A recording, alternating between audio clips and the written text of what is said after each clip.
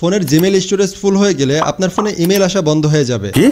Google ফটোতে photo video upload বন্ধ হয়ে যাবে, গুগল ড্রাইভ ব্লক হয়ে যাবে। বিষয়টা একটু ব্যাখ্যা করবেন? আমার স্ক্রিনে খেয়াল করেন, you are out of storage and will stop receiving email in 26 days. আমি যদি 26 দিনের ভিতরে আমার জিমেইলের স্টোরেজ খালি করতে না পারি, আমার জিমেইল ব্লক হয়ে যাবে, আমার ফোনে কোনো ইমেল আসবে না। নিচে আরও বলতেছে ইমেল আসবে না, গুগল ফটোতে ব্যাকআপ হবে না, ড্রাইভে ব্যাকআপ হবে না, কোনো ধরনের গুগল অ্যাক্টিভিটি আমি করতেই পারবো না। চিন্তা করেন, একটা জিমেইল স্টোরেজ ফুল হওয়ার কারণে যদি এরকম হয়, আপনারা কিভাবে আপনাদের ফোনের জিমেইল স্টোরেজ খালি করবেন চলুন দেখিয়ে দিচ্ছি। ইমেইলে চলে যাবেন, আমি ইমেইলে চলে যাচ্ছি। এবার এখানে দেখেন আমার এটা কিন্তু আউট অফ স্টোরেজ হয়ে আছে। এবার আমি এখানে ম্যানেজ স্টোরেজ এটাতে ক্লিক করব, ক্লিন আপ স্পেস এটাতে ক্লিক করে দিচ্ছি। একটু নিচের দিকে আসবো, এই দেখেন clean up service by Google photos, Google drive এবং জিমেইল, এই তিনটার মাধ্যমে আমার জিমেইল ফুল হয়ে গেছে। এবার আমি খালি করব, যে আমার ফোনে যে গুগল ফটো, আমি গুগল ফটোতে চলে যাচ্ছে। গুগল ফটো থেকে আমি কিন্তু এটাকে ক্লিয়ার করতে পারবো।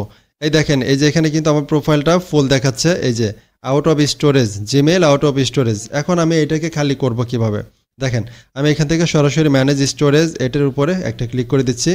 এবার এইখানে দেখেন large photo and video 9.4 gigabyte, blurry photo 3.55 megabyte এবং সব কিছু দিয়ে আমার ফোনটা একদম 14.5 গিগাবাইট একদম ফুল হয়ে আছে। এবার আমি খালি করার জন্য এখান থেকে আমি এই যে লার্জ ফটোজ অ্যান্ড ভিডিও যেটাতে ক্লিক করে দিচ্ছি।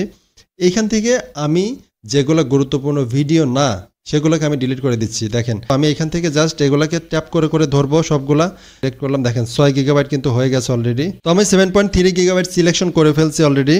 এবার আমি এখান থেকে এই যে মুভ টু ট্র্যাশ, আমি জাস্ট এর উপর ক্লিক করে দিব। এখানে move to trash 32, you cleaned up 7.3 gigabyte. আমার ফোন কিন্তু 7.3 গিগাবাইট ফাঁকা হয়ে গেছে। এবার আমি এখান থেকে ক্লিন আপ ব্লারি ফটোস এটাতে ক্লিক করব, চাপ দিয়ে ধরবো, সিলেক্ট অল, দেন এখান থেকে এই যে মুভ টু ট্র্যাশ এটাতে সিলেক্ট করব।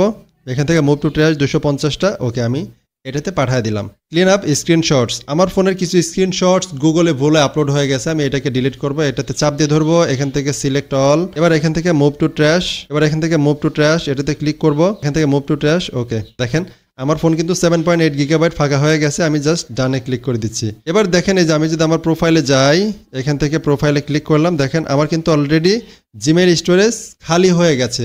তো আপনারা এইভাবে কিন্তু আপনার ফোনের জিমেইল স্টোরেজ খালি করতে পারেন।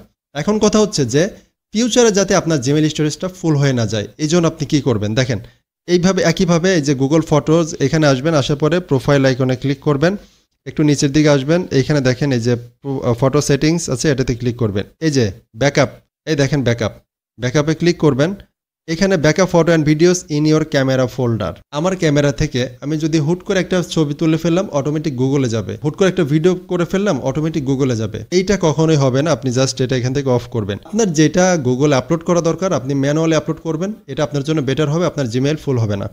আশা করি ভিডিওটা ভালো লাগছে। ভিডিও ভালো লাগলে অবশ্যই লাইক কমেন্ট শেয়ার করবেন, পেজটা ফলো দিবেন এরকম আরও হেল্পফুল ভিডিও পাওয়ার জন্য। ভালো থাকবেন সবাই, আসসালামু আলাইকুম।